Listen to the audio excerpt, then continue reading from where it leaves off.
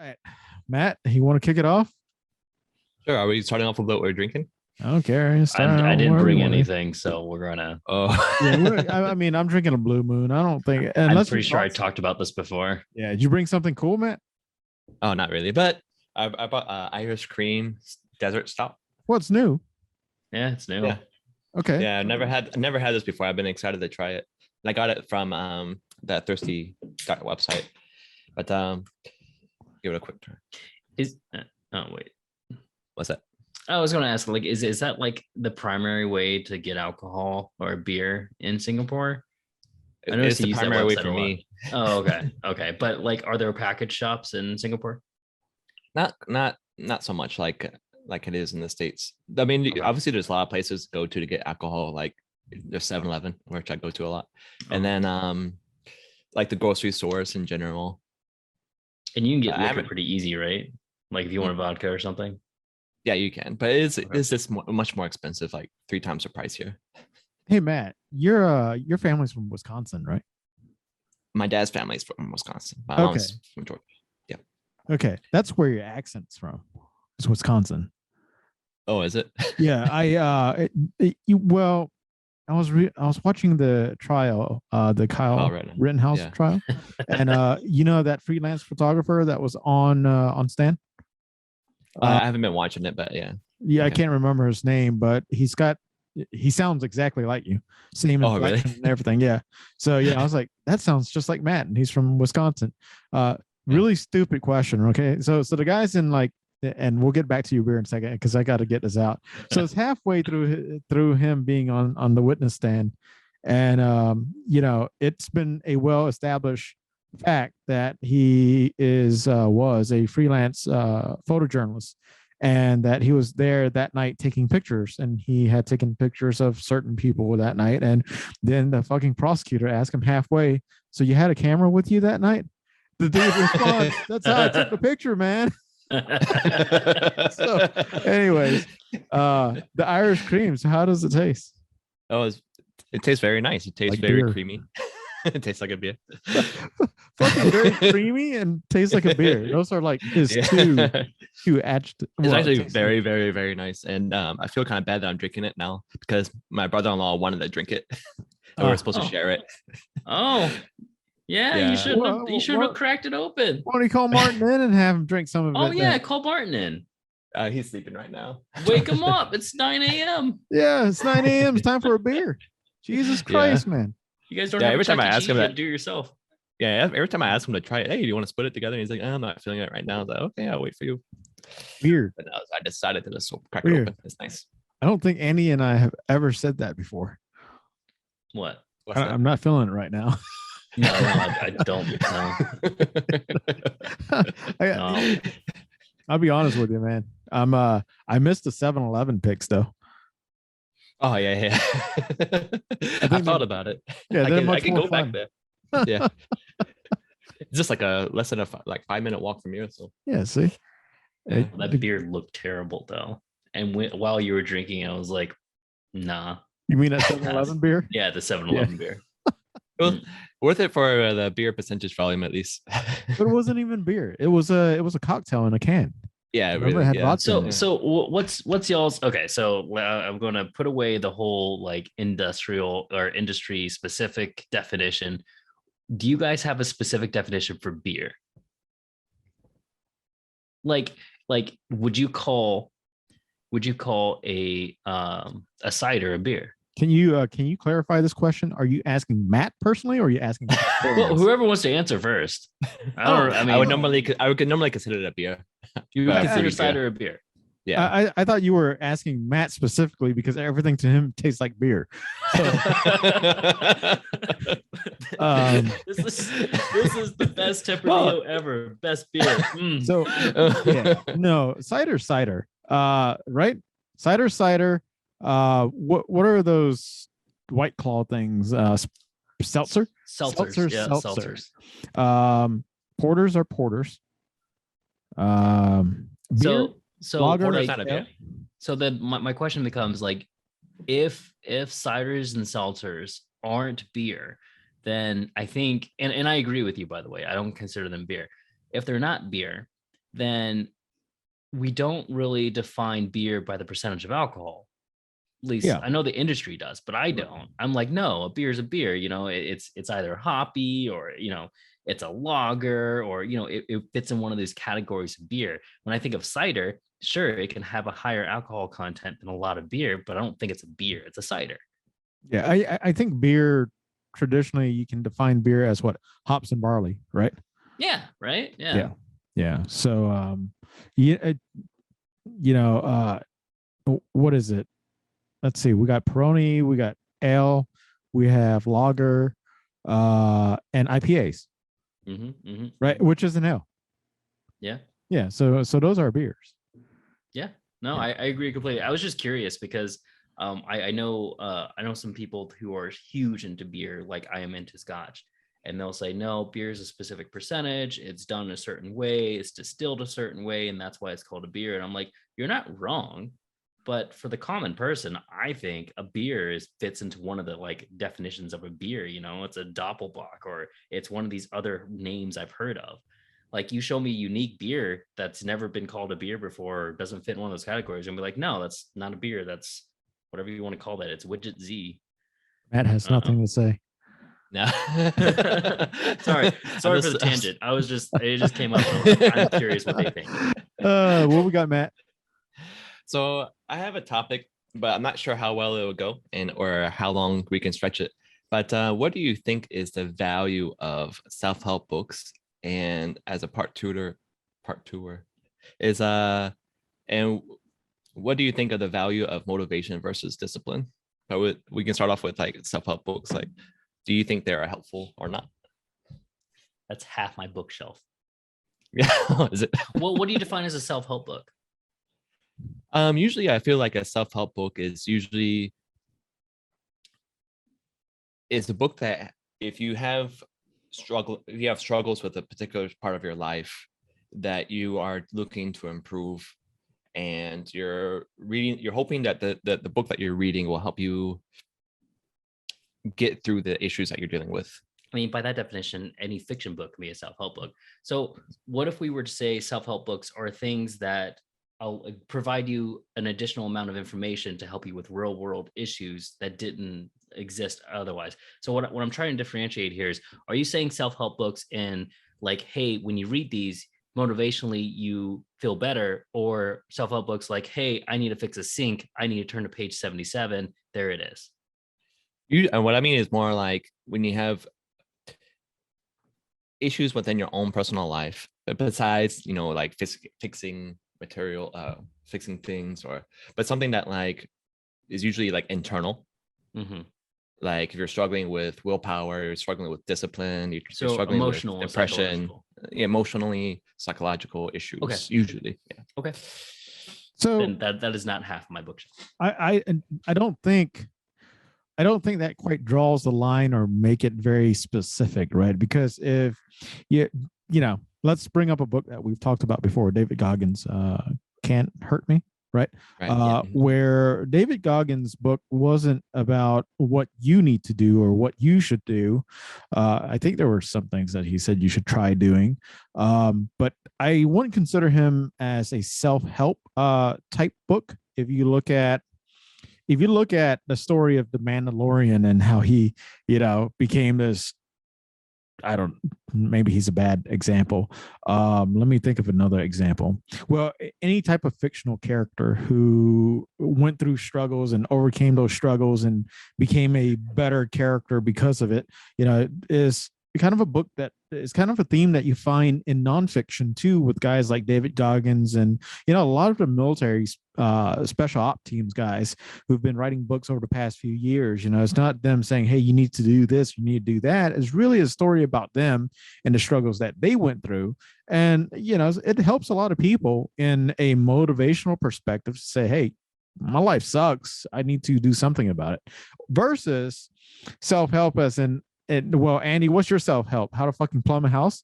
Is that I mean, that's basically like when I said I half my bookshelf with self-help books, like, I mean, just about any nonfiction that exists that tells you any information about the world that you didn't know before, because you're literally providing yourself information that you didn't have. Like you're helping yourself to knowledge that wasn't there in the first place. So in my mind, that's self-help. But I understand Matt's definition, and I've heard that 100 times over. Like, no, self-help books are more psychological, is to change your perception of the world so that you can have a better understanding or feel better about yourself. And I can appreciate that. And if you go to most bookstores, they have a self-help section, and a lot of the times that's what it is that psychological aspect. Whereas in some other ones, you'll see what are those old yellow and black books called? Dummies. Huh? For dummies. That. Oh yeah, Yeah. yeah. Which you see that in self-help too, which kind of confuses the definition. But if we're going to narrow down to the psychological aspect, I think your question is, do we put any value to them at all?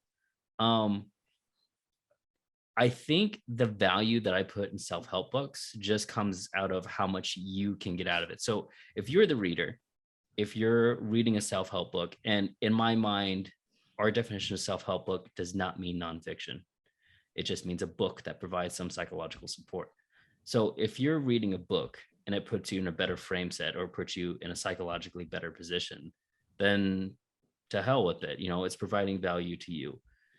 Personally, I don't like those kinds of books because I don't like people telling me how to think. I have enough people telling me how to think and what to think, and I have even more people asking me how they should think.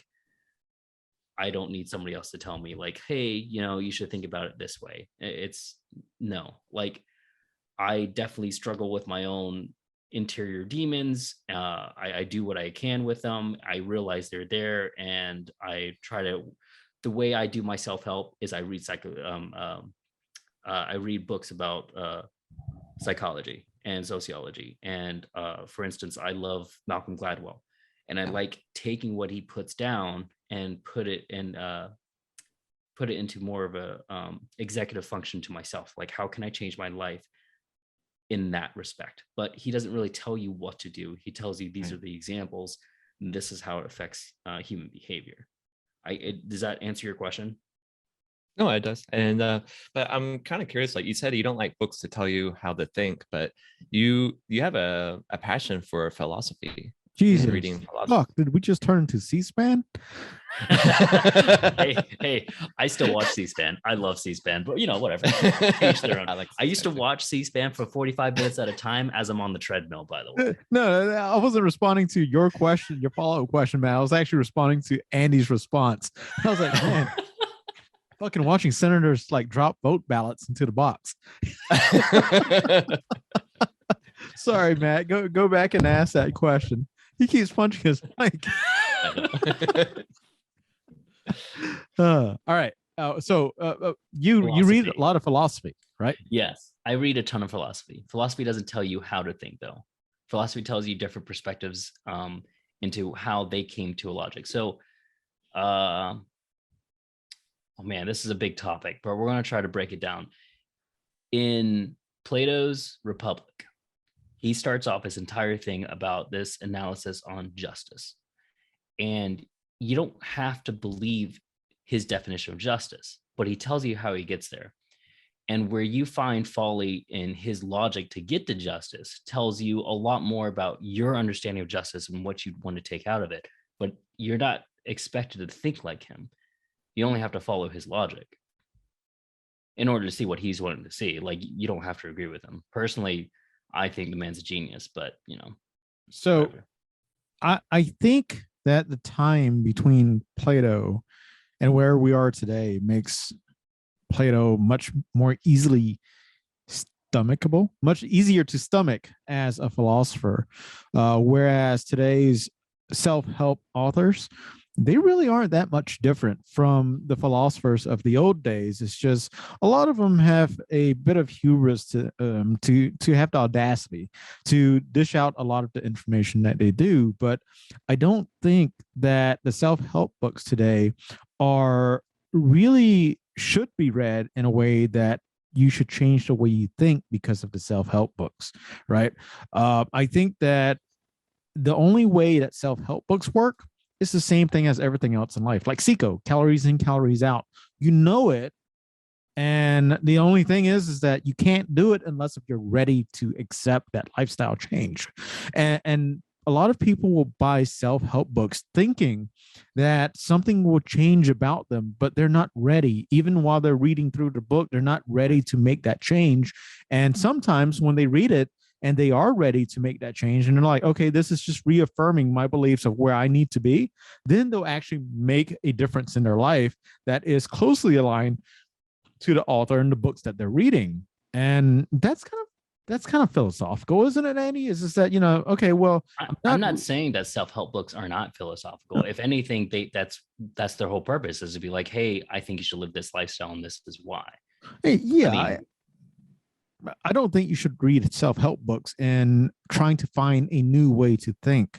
I think you should try if you're reading self-help books, in your definition, Matt, is that you look for self-help books that are reaffirming your goals in life, so that you can say, okay, well, I want to walk this walk. Let me find resources where people have walked a similar path and see if I can do the same thing, and see if I can make some changes in my life to make that happen. Whereas if you said, okay, you know what?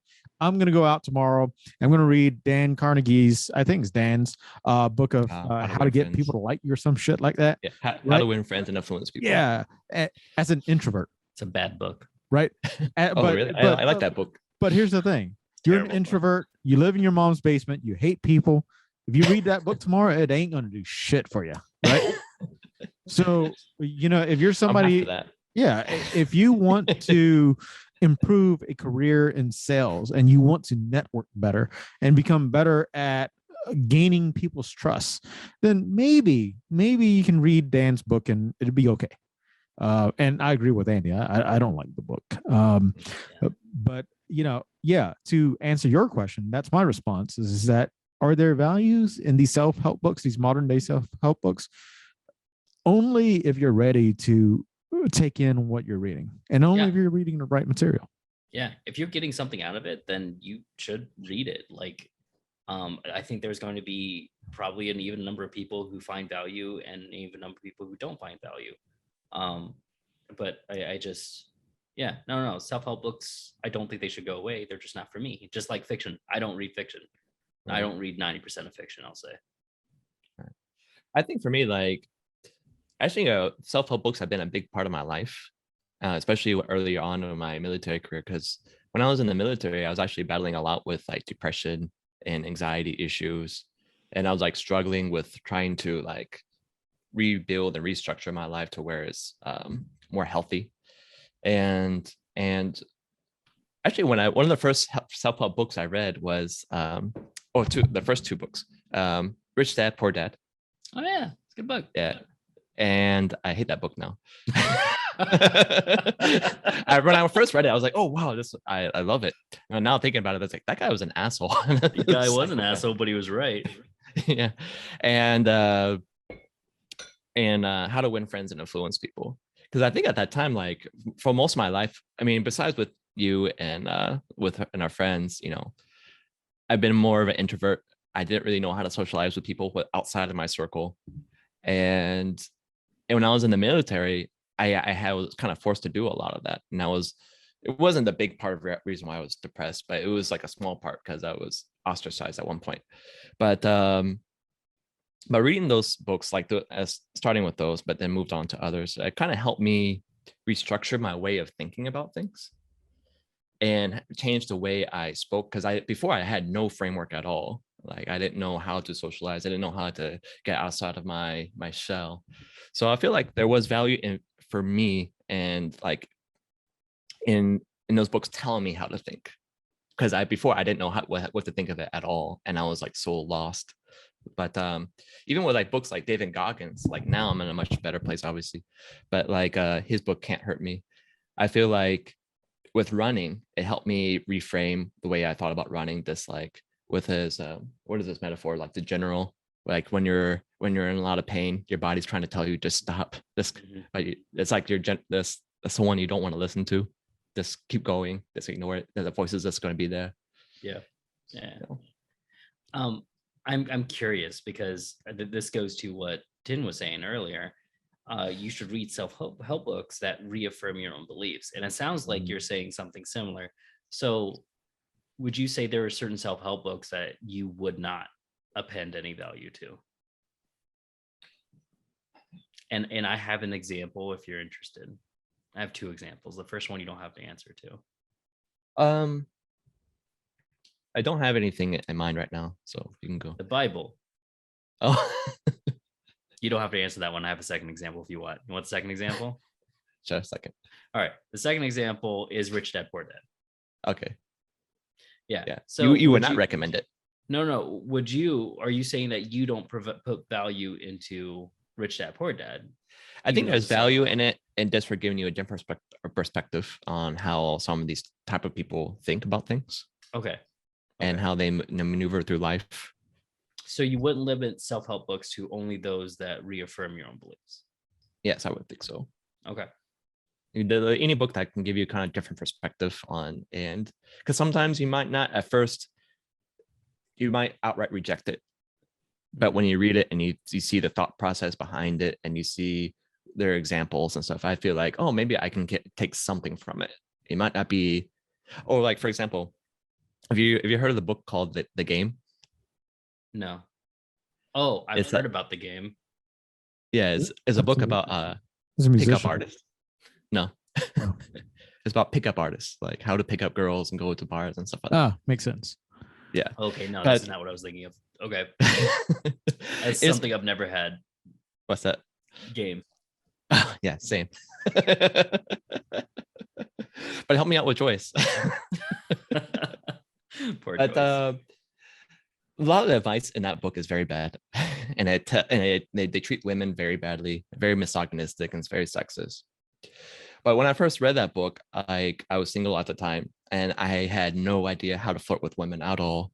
I barely went out to bars except with you guys.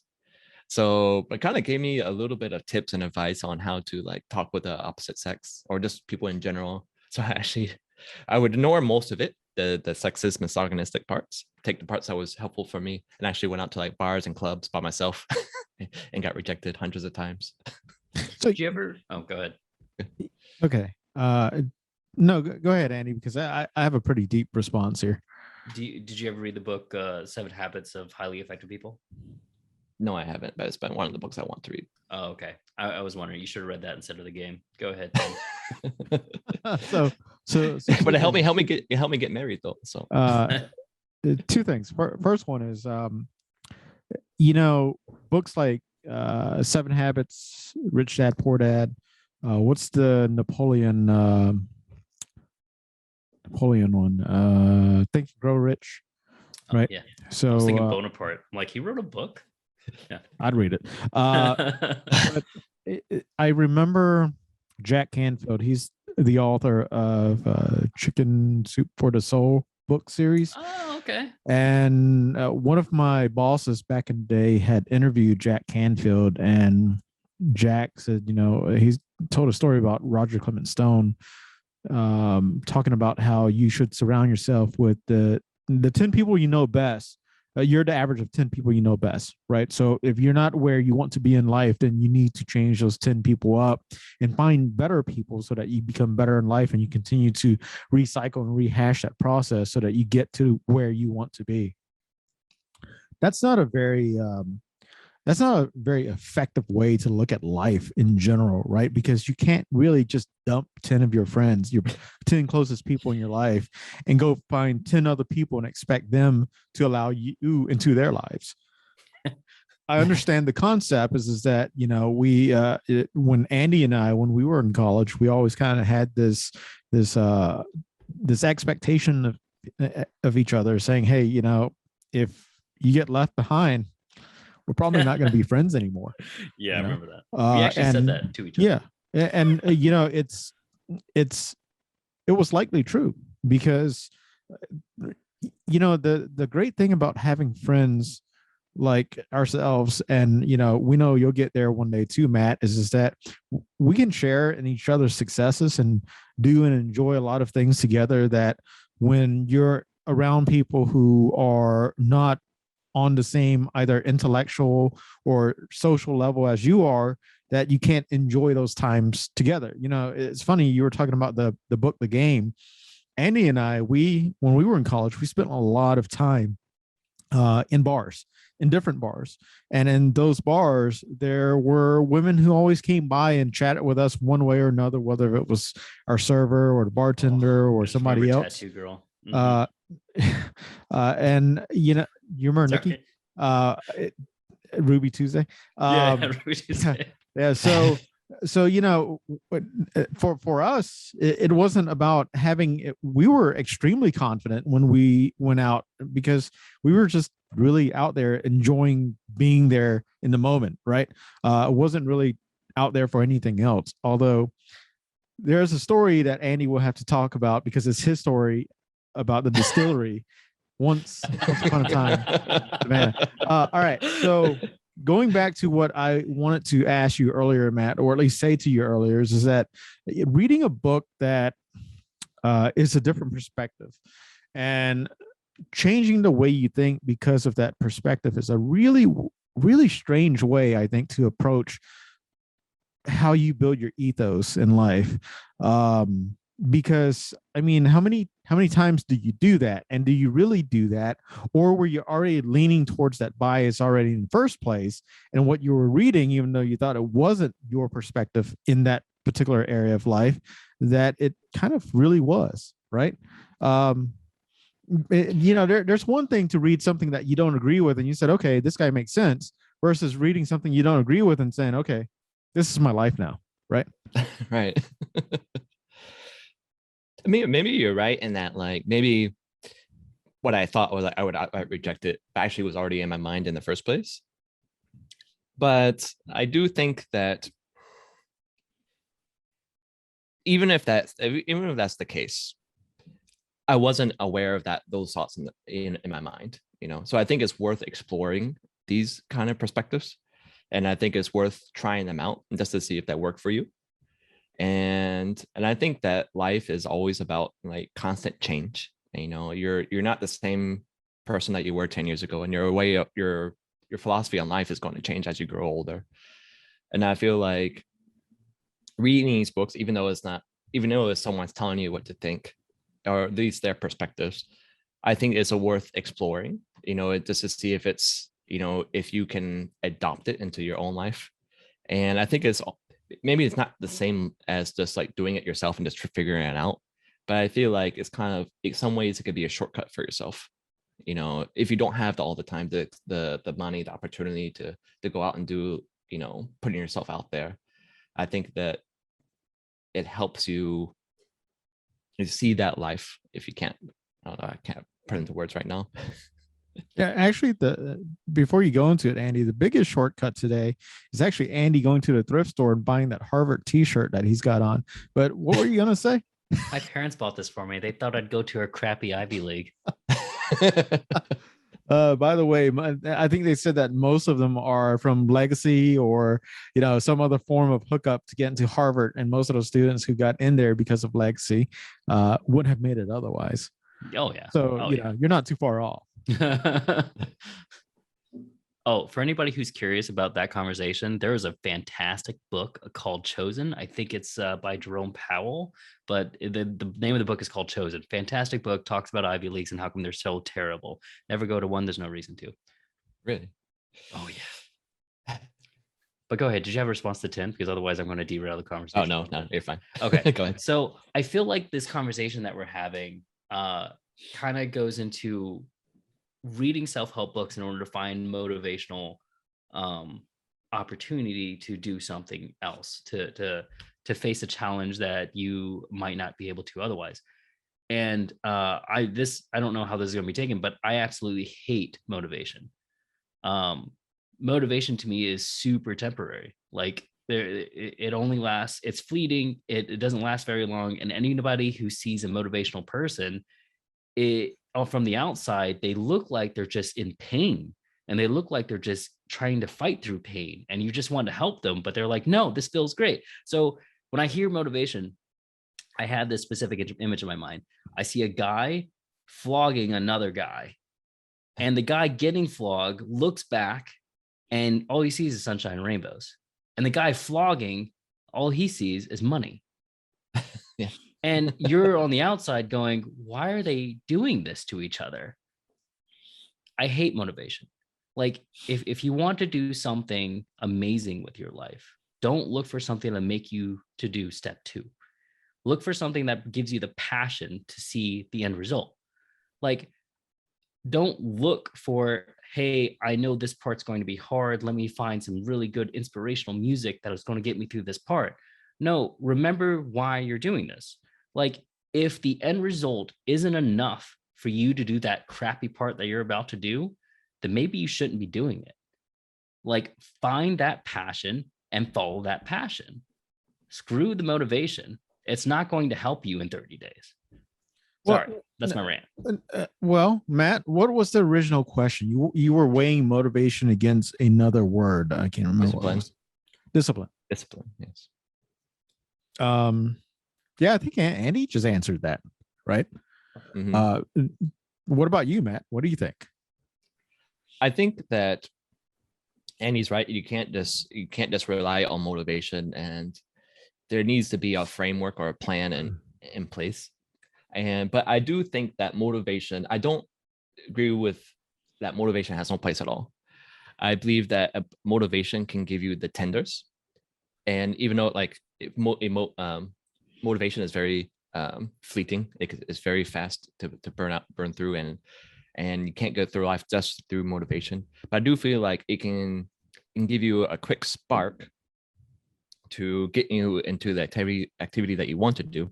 And then I think discipline is the next step in that process, where you have to follow through and just keep it going. And I think that's like your main, would you say, timbers to keep the fire going? Yeah, and then you're saying kindling and yes, fuel and man, now I can't. I get what you're saying. You just, I got it. You kept on saying tenlings, and I'm like, what's a tenling? So is that kindling? It's okay.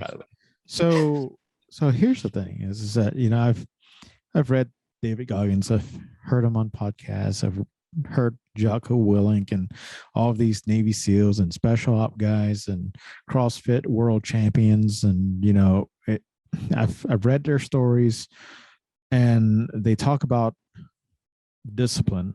They talk about discipline of waking up at 4 a.m.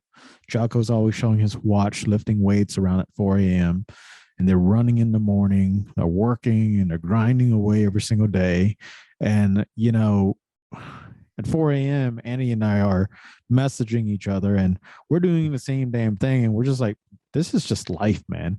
For some people, it's just part of life for us to wake up at 4, hit the gym, hit the road, hit the trails, and just grind our days away. And then, when we have to, when we're done with all of that, we spend time with our families and our friends and kind of do the same motion every single day. But is it discipline?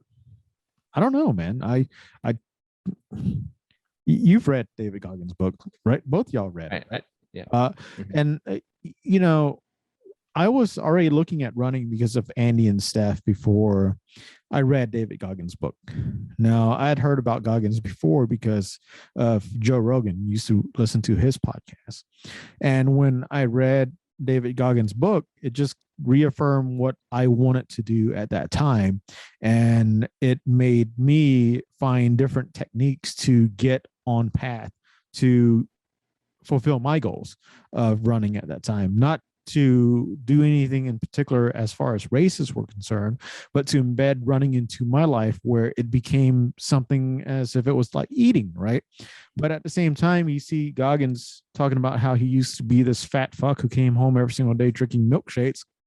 When you said tenders a second ago, the only thing I could think of was chicken tenders, and I'm still this fat fuck that gulps down milkshakes, but I still run, right? So,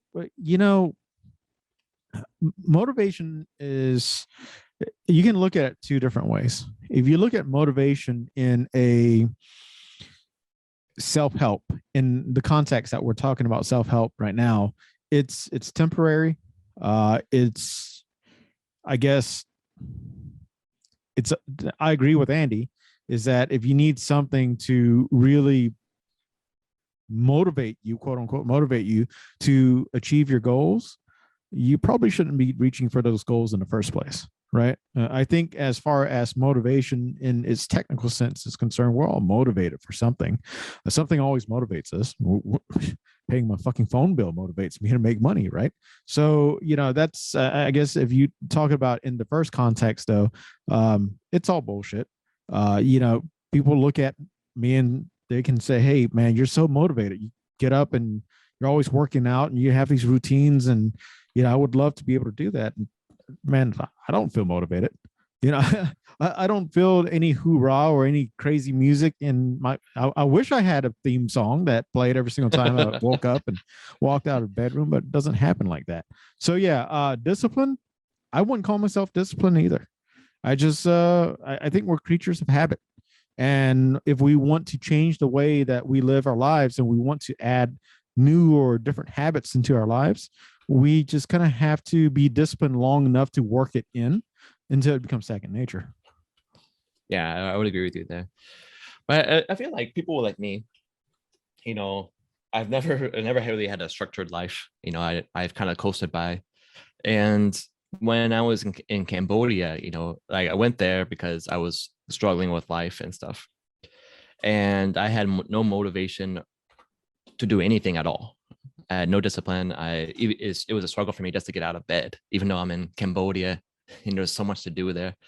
And I needed something to at least to spark that kind of habits to form.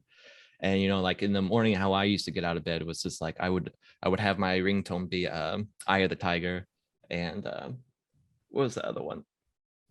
Yeah, I think it was Eye of the Tiger. And then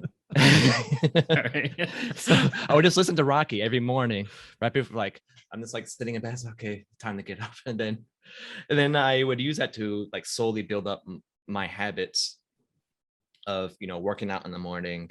And there was no gym there, so I'd like use like bamboo with cement blocks on each end, work out there, put water bottles in my book bag, use my water bottles as to pull it up, and my chair, and then I would just run to the island, and Rocky style with everyone, just saying hello, everyone.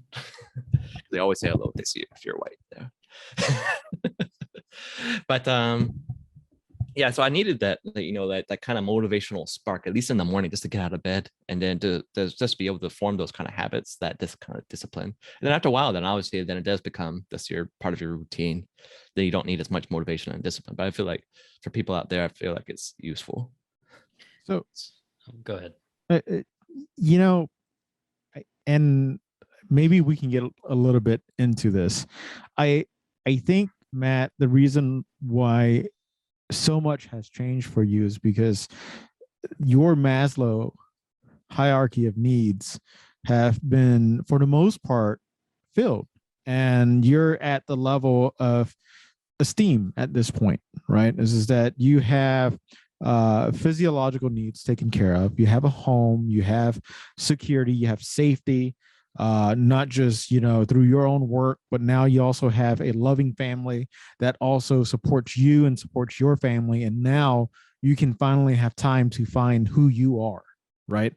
And this is where I think it does make sense that you are looking at self-help books to try to help improve yourself as a person right now, is because you're at that stage of finding that self-esteem that you can finally securely seek give time to seek out. And that's a good thing, because it takes a long time for people to get to that place. And I think that with the way that you were raised, it was harder to build that foundation. And it doesn't mean that you can't do it in a later part in life. And I think that you're peer proof that happens. Oh, I would say that like actually that kind of stage was more of my when I was like 25 years old. Now like you said, my hierarchy of needs is met. I'm pretty satisfied with my life. Not satisfied, but I'm obviously still trying to improve. But I'm definitely not in that stage where I was when I was reading a lot of those self-help books. I feel like I've read enough every now and then, like David Goggins is helpful for like just trying to get myself out to run. But anyway, Do you have? Never mind. Take that back. So with the motivational aspect of things, like it sounds like you use motivation to accomplish everyday tasks. Is that accurate? not as much now, but I used to when I was in a darker place. Okay. Okay. So in what aspect now do you use motivation, or do you use motivation now? I think of my family and trying to. Oh no, I'm not asking what the motivation is. I'm like, Oh, what issues do you what's your what's the trigger, or is it not a consistent need? It's when the need arises. for now, is my struggle is just forming the habits itself. I feel like when I was in a darker place, I needed more of those motivational sparks. So But now I try to use more discipline or more trying to find tools to help restructure my way of thinking into, like if it's raining outside, just run, Yeah. rather than just play games at home, chill out. I'm trying to remember where I read this from, but I think it falls along the same lines. I think it was a book anyway. I could be completely off. I tried to find it, I couldn't find it. Uh, I think the quote goes something like, "How can you ever be a CEO if you can never clean up your own room?" Right. The idea is, in order to accomplish any passion in your life, in order to accomplish anything that you want to do, and I want to be clear, if your passion in life is something that can be accomplished in under a decade, find a new passion. But if your passion in life is to be something fantastic, it's not step one gets you one step closer to accomplishing your goal. You're stuck at step zero. And in order to get to step 5026 to get you halfway there, you have to build a proper foundation at the beginning. Mhm. Like cleaning your room, that quote was meant to tell you, like, you have to have these things in order so that when you leave home, that's no longer a concern when you get back home. So having the mental health, the physical health is almost essential to doing anything. So to me, what motivation does is ignores anything else that's existing. It forces you to do something extremely painful to yourself on a mental or physical level because you're not treating yourself properly in order for you to accomplish that task otherwise. If you were eating properly in the first place, if you were treating your mental health properly in the first place, that task wouldn't be painful. Like to throw a task out there, let's say running on an everyday basis, like you could easily accomplish a mile. If you had the physical health and the mental health, that's nothing. You just go out there and do it. Um, Something you can't do. I did it this morning after our conversation What? last night. Oh, Thank you did you? very much. Yeah. You were like, you can find 10 minutes to do a mile. I'm like, I didn't think about doing a mile. So yeah, I did a mile this morning. Congratulations. Oh, nice. Thank you. Mile 0.43. So I uh I'm just saying, like, I wanted to be clear for anybody who's actually listening to this because they're crucial with self-help. If you use motivational, I guess, sticks to get you through a step, make sure you have the rest of your foundation good, because even if you use that motivation to get really far in life, you're going to topple if you don't have everything else over. Mhm. People have a tendency to know that there's something off about you. And if you don't have your mental health in check, not to say that your mental health needs to be pristine, but you need to have an understanding of your own mental health and know when to fix it and know when to take time for yourself and know when to walk away. If you don't have those things in check, people will know in the first few conversations with you. So have that proper foundation and go forward. Like, screw the motivation, and remember the end result, that happiness comes at the beginning, not at the end. The fact that you're pursuing whatever you're trying to pursue should bring you happiness. What's your definition of discipline, Matt? My definition of is twofold. I think is one, doing things that you don't want to do, at least, and then having a plan in place, saying that and committing to it. So say that I plan on running at 5 a.m. in the morning every day or 5 days a week. You do it no matter however you feel. At Monday, 5 a.m. I don't feel like going, but I'm doing it anyway. Then Tuesday, Wednesday, Thursday, Friday. And then I think it's just mainly just having a plan in place and doing it no matter how you feel. Yeah. So what does your morning look like? What does your routine look like when you wake up, and then right between when you wake up and when you start your day, as in your professional day? What does that look like? Right now, is Riley usually wakes up. My baby daughter wakes up around 5:30 a.m. and then everyone's asleep, and I'm taking care of her until around 8 or 9 a.m. Yeah.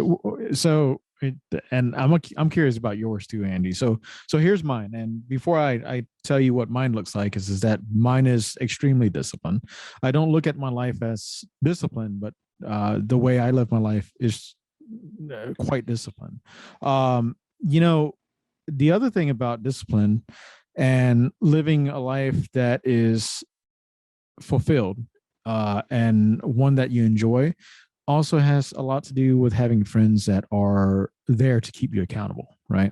Um, I think just a couple of weeks ago, Andy egged me to run, I don't know, 5K or whatever it was, 5 miles. And I went ahead and did it anyways, and then I'm sitting here literally looking at Garmin every single day, waiting for Andy to log that run. So like, you don't have to do 3 miles, man. You can do 1 mile. 1 mile. You got 10 minutes. Go do 1 mile. And that's kind of part of life, right? Is about being self-accountable, but also holding your friends and the people who are dear to you accountable as well. You don't have to do it in an asshole manner. You kind of do it as the way that people who love each other do it to each other. So here's what my morning looks like. I wake up about 4, sometimes 4:30. I don't have an alarm clock for when I wake up. I get out of bed. I immediately go downstairs. I remove the coffee filter from my coffee maker from the day before. I make a pot of coffee. I go back upstairs. I brush my teeth. I gel my hair, shave my face, do all of my hygiene stuff. Then I go into my room. I put a shirt on. I throw my jeans on. I take my belt. I loop my belt through my pants with my flashlight on my left side. And I close up my belt. I go grab my gun. I put my gun on my hip. I throw my knife in my pocket. I throw my wallet in my pocket. And then I pick up my phone. I go down to my computer. I open up, what is it? Tasks. I can't remember what it was. It's a task list where I sit down and I write down at least 10 things that I want to get done that day. And if it's more than 10 things, I'll put those 10 things in. And immediately I'll look at those 10 items and I'll see, okay, which one can I pick off immediately before Cynthia even wakes up? I sit out my computer, I pick them off, and then Cynthia wakes up. I go back downstairs, I fix her a cup of coffee, I bring it upstairs for her, and then I make the bed once she gets out of the bed. It's almost the same routine every single day. And then after I make the bed, I go into Phoenix's room, I peek in her room, I say, hey, are you awake? She's almost always awake. I go in my son's room. I almost have to shake him to make him wake up, but I do that. Then my jeans only actually happen during the weekends, or at least on days that I don't run. Because days that I run, I put on my running clothes. Because after I wake the kids up, I'll either go to the gym or I'll go to my running path, and then I'll do my path, and then I'll come home, and then I'll put all of that stuff back on. Right. So it's the same routine every single morning. So which time I get dressed and how I get dressed, it's just dependent on whether it's a rest day or if it's not a rest day. And if I can't run a long run, and I look at my Garmin, and I'm like, okay, well, I've had 2 days, and if it's the third day, I'm going to go at least do a mile. I'm going to go to the gym and even bike for 10 or 20 minutes, something that's for what I do would be considered lazy, but I do it anyways. And then once I get back from the gym or running, I go home, I feed my farm animals, I go inside, swap my load of dishes, swap my washer dryer, and then I get upstairs and get to work. So, it's the same thing every single day. And it works for me. right? That's discipline. It's not things that I don't want to do. I don't even think about that. It's just how things are. I'm hunting tomorrow morning. Got everything done today. Got all of my stuff planned out for tomorrow morning. In my office, I have a love seat. And on one side, I have all of my bottom garment set to the right. I have all my top garment set to the left. My rifle sits in the same place every single night before my hunt.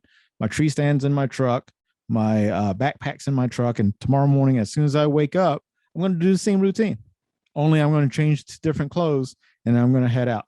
So, that's discipline, right? That's I agree with you. That's habit. That's discipline. But what I'll have to disagree with you is that discipline isn't about doing things you dislike, right? It's really doing things that is part of your life. What about you, Andy? What's your routine look like after I just talk your C-SPAN y'all's asses? Mine's not going to be as interesting, I think. For the to-do list thing, I thought that was interesting. I have one too, but I don't fill mine out in the morning. I fill mine out the night before. Usually when I'm going to bed, I create my to-do list for the next day, things that I want to complete the next day. And if I don't complete it the next day, my phone nags me about doing it until I finish it.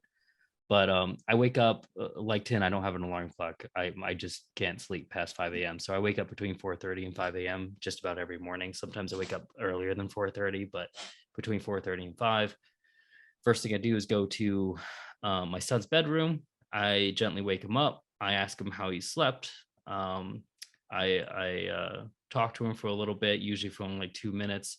And then I go ahead and start undressing him. I change his diaper. I put him in the clothes that he's going to have for that day. And then he comes downstairs with me and I sit him in his little seat inside of the kitchen and he watches me cook. So as soon as he gets down in his seat, I start the coffee for us. And we have like this intricate coffee machine. So I've got to grind the beans separately and then do the whole 9 yards with this coffee machine to get it going. And then once I get that going, I make my son breakfast. I make my wife breakfast. If I still have time, I'll make myself breakfast.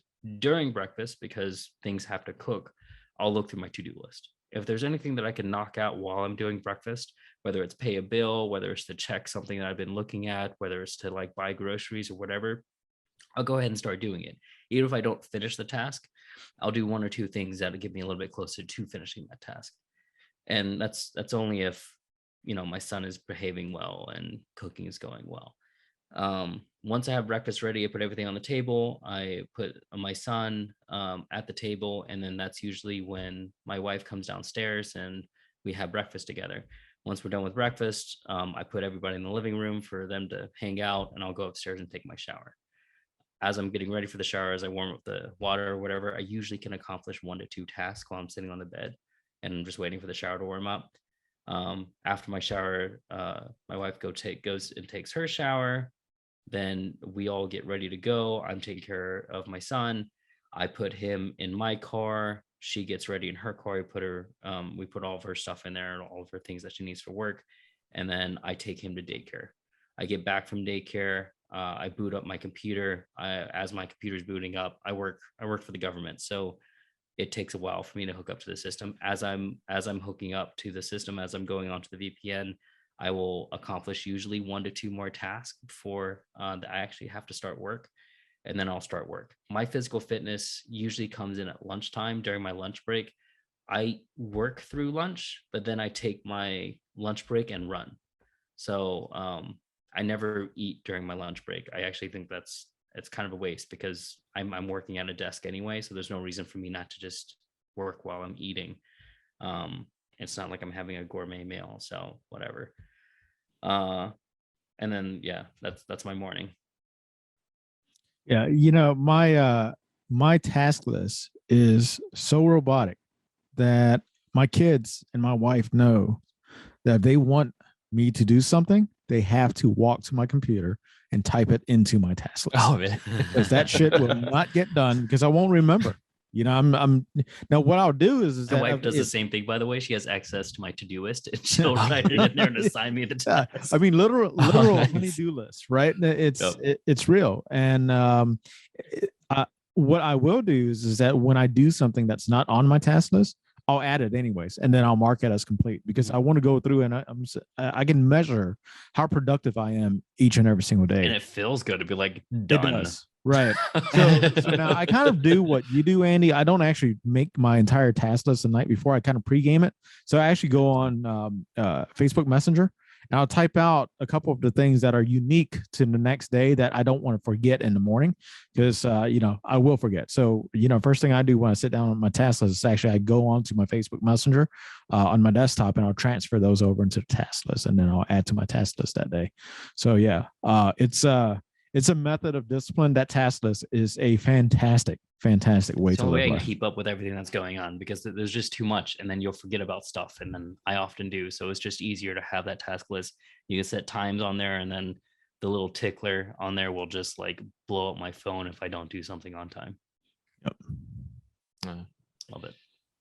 I want to throw in though, I don't think discipline is black and white. Like in my mind, I listed off a lot of things, and I think Tim did too. But I didn't say at 6:57 a.m. I do X. I didn't say that I make sure I do X before Y. It's these things get done, and even if they don't get done, at least part of it gets done. And the things that have to get done at a certain time, I make sure are done. Like breakfast is on the table, period. It has to be on the table. I have got to get that done. But in the process of getting breakfast done, if I'm just standing there, I can pay a bill. I can look up something. I can have something printed to my phone. My phone's hooked up to my printer. So doing one thing to finish an easy task might sound like nothing, but you do one thing for several tasks. I mean, you just saved a ton of time by just sitting there on your phone as you're taking care of your son and clicking a few buttons. So to me, discipline isn't about like hurting yourself. It's about, making up time that you didn't know was actually there. Just like when Tin was telling me yesterday, like, hey, you can find 10 minutes to run a mile. And I was like, you know what? I can. Because all I did was went on the treadmill this morning and then I handled the emails on my phone. So I ran a very slow mile, but as I was running, I was just like reading through the emails and like doing everything I needed to do. Like I had those 10 minutes. So I just went on the treadmill. So would you say discipline then is just having a habitual plan that you stick to every day? I think your discipline is making sure you do something to make your life like discipline isn't an on and off switch. Mm-hmm. Discipline is something that you actively do. It's like a diet. It's a lifestyle. So you shouldn't try to say, I'm going to do all this in a single day. If you're starting out, you should say, I'm going to do one thing. I'm going to do one thing. Like when I first started trying to make myself better, I told myself every single day, I want to do one thing that makes me a better person. And that's a really broad statement, but you do one thing to make you a better person. And then after a while, you're like, oh, well, that's easy. I'm going to make two things. Then you start making a task list. And then you start saying, well, I've got time in between these task lists. And you become super productive, but you don't feel super productive. You feel like, well, no, I'm just accomplishing the crap that I've got to do anyway. But at the end of the day, you don't feel like crap either. Like I know before I did that, I hated the things that I was doing in that day. Go ahead. Okay, so let's talk about a super productive thing. And I'm going to go on a tangent here because when COVID happened, a lot of people start working at home and they realized how much more productive they were working at home than they were in the office. Now, this doesn't apply to every single person out there, but and I think Andy can tell you this is number one, I agree with Andy, or at least from my task list perspective, is that it's not done in order. I have a lot of habits that I do in a very specific order, but when it comes to the task list, when you're knocking out the low hanging fruit and then you have this task list of 10, maybe sometimes 15, 20 items, and it's 10:30, you look at your task list and you have 5 things left and you're like, what the fuck? My day's almost done and it's only 10:30. And you don't realize how productive you are until you start measuring your productivity and you actually start setting goals for you to do. And, again, bills are on my task list. That's something that I look at every single day. Okay, let me go ahead and get this out of the way. When like Andy, if I'm making coffee or something else, and I can go on my phone and I can schedule a payment. But I love being able to be in a position these days to set auto pay, by the way. It's just great, right? What But if you trust their systems? Just Yeah. saying. right. I still double check, right? So even though I set auto pay, I still double check. But even my bills, I have it set on an Excel list with dates when I need to check to make sure that everything's getting paid. But habits, I don't know, man. I agree with Andy. Every day you need to find something to better yourself, to add to the discipline that is your life. And I also agree that it's not black and white. There's just some days where you're like, man, I don't want to do this shit. I'm just going to sit here and Netflix and, I'm going to finish an entire stuffed crust pizza. Yes, it destroys Right. your diet, but it makes you a human. Enjoy, like have those days.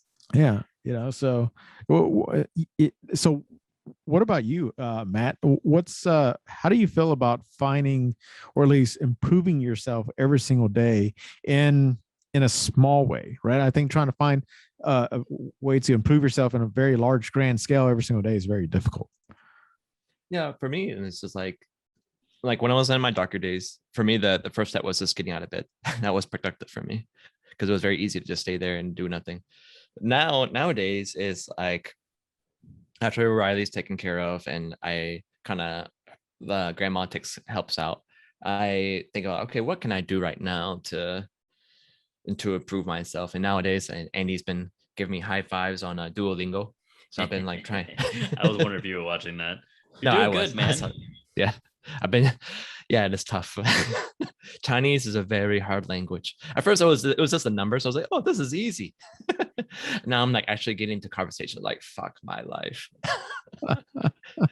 But this like those small things, that's even just going on these Duolingos, just practicing 10 to half an hour, 10 to 30 minutes at a time, or this when Riley is going to sleep and taking a nap, it's like, oh, now I have a lot more free time, going out and just go for a quick run when I can. So, but like you said, yeah, I do try to find like those small things that I can do throughout the day, just to because it helps motivate me to do my other productive things that I need to do in my life. I think the biggest thing in my day that I do every day is that I make sure I carve out a little bit of time for me. Yeah. I carve out a little bit of time for something that I want to do, whether it's to read the news or watch C-SPAN, despite what Tin says, I really enjoy C-SPAN. Or I didn't say you didn't enjoy C-SPAN. If you didn't enjoy C-SPAN, you wouldn't have made that conversation C-SPAN. No, that's fair.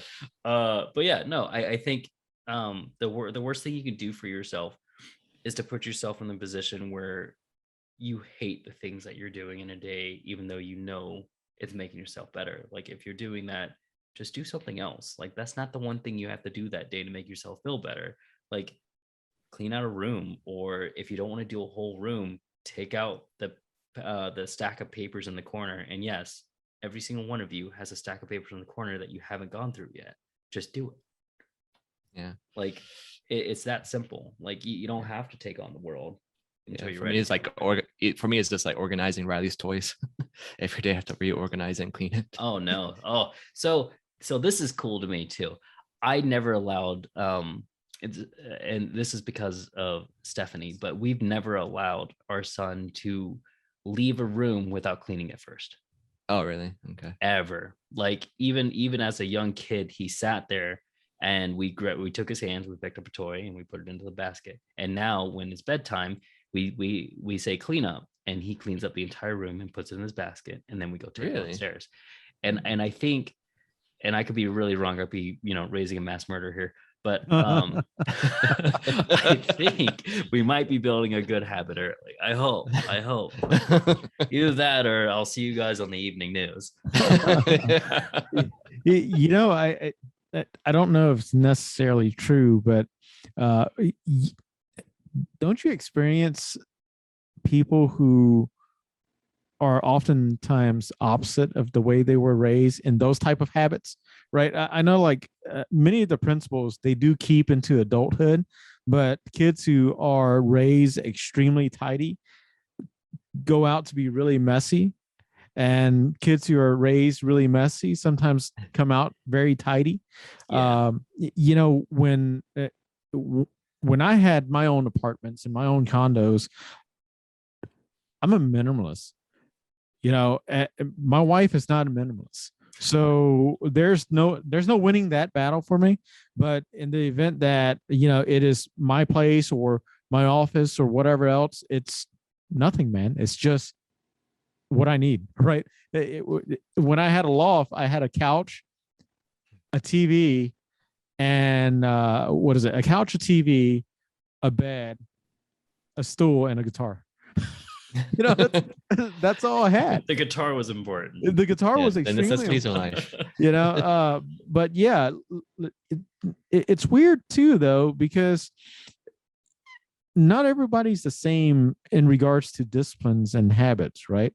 There will be people who will vehemently fight you about making your bed, about how making your bed doesn't make you a better person, and perhaps they're right. No, and they're wrong. and they'll talk about dust mites and all this shit. I'm like, how many excuses are you going to come up for not making your bed, man?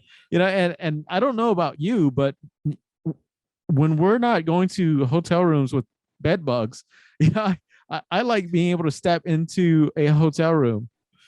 You pull those sheets back, and it feels fresh. Yeah. It's tight, and you're covered, and then you do the same thing at home.